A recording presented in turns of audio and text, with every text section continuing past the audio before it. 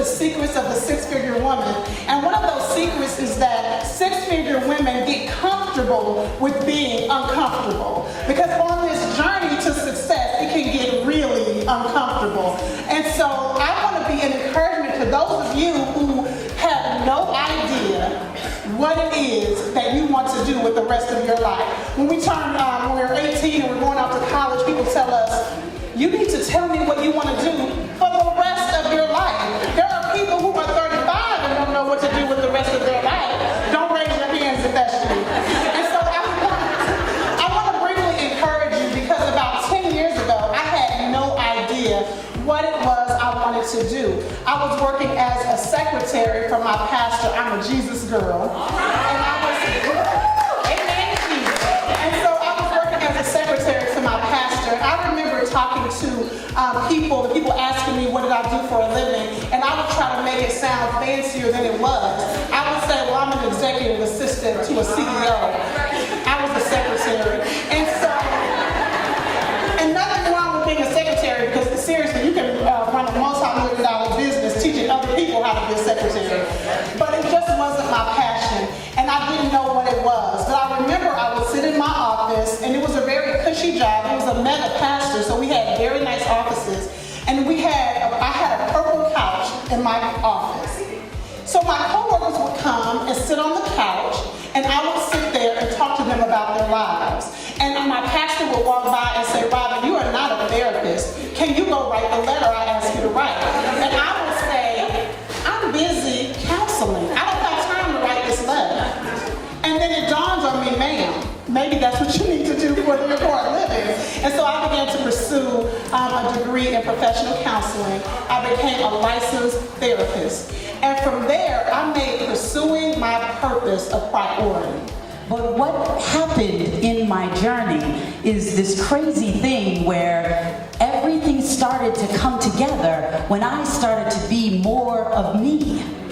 Isn't that crazy, right? In the beginning, when I thought, no, this isn't going to work because I'm not an MBA graduate from Harvard University. I'm not a Wharton School of Business person that has all of these backgrounds.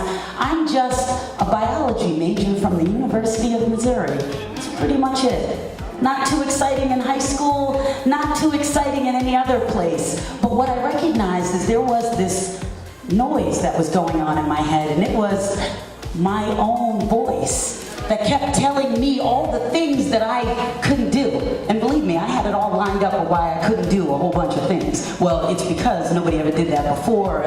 They don't let black women do that in corporate America, or I'm never gonna be a vice president before then. And then I realized that wasn't anybody else telling me, that was me telling me. So in my journey to leadership, it happened exactly as these ladies said. Is one person said to me once, I see something in you that I don't see in anyone else.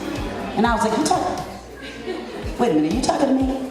And she said, yeah, there's only one of you. And when I started to live into that and start to recognize that being that me was the place that's gonna get me to sit at the table. And I used to think it was about money, and I like money a lot. I need to tell you guys, I love it. I love dollar signs. I know exactly when I made 30, 40, 6 figures, a little bit more, and a little bit more. I do remember those days. But I recognize as I sit here that everything they tell you is true. All that money, all that time doesn't get you anything when you don't recognize who it is you are in your heart. And my journey to success, or my journey as I try to reach success, because like Sherry said, I'm one of the many who spends 100% of my time on 90% of everything else that everyone else is doing. So part of my journey to success is trying to figure out how to find that balance that everyone talks about between work and your personal life. And I mentioned to Sherry earlier, if I'd have met her a year ago, I'd still be happily married, but that's a whole other story. But I grew up in New Jersey, and I've been doing public relations for the greater part of the last 20 years, and 20 years ago was very much different than it is today. I started out in nonprofit doing an internship for the Newark Museum, and what started out as a 10-week internship turned into a year-and-a-half internship paying about $150 a week, which again, about 20 years ago, still not enough money, but a lot more than you need today, a lot less than what you need today. After I left the Newark Museum and I started working in the fashion beauty industry, I worked for Saflo Eyewear, putting sunglasses on celebrities and gifting suites and so on and so forth. Went to the apparel side. I worked a bit for Jordache Enterprises. I worked with Fubu Ladies and the licensing partnership they had with Jordache then. And then I went to the agency side.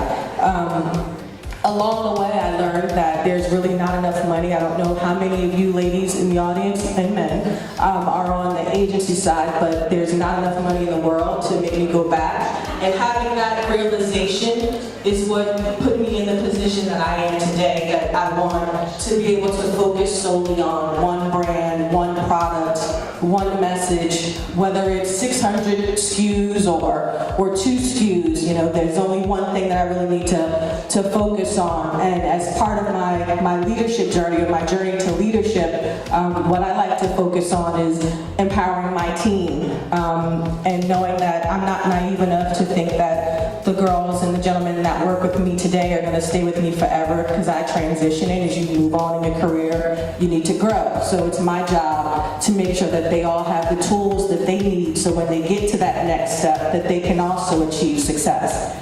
But to really work in this life of social media and to live in a place of excellence, one, you have to have a sense of purpose. You have to know that everything that's inside of you is everything that you need is inside of you. And a lot of times, especially I'm going to stay on the social media because it's so important. A lot of times we put so much on social media because we want that validation, because we don't believe that everything we have is inside of us. Everything you need is inside of you. And when you filter your reality through that lens, you'll be able to filter what you put out in social media. The second part of that is integrity.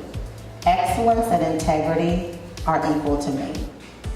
My entire career I've strived for excellence. What's rooted me in that is standing in integrity. I've had to make some very serious choices, and they were rooted in integrity, but they manifested in excellence. So when you stand in integrity, excellence follows.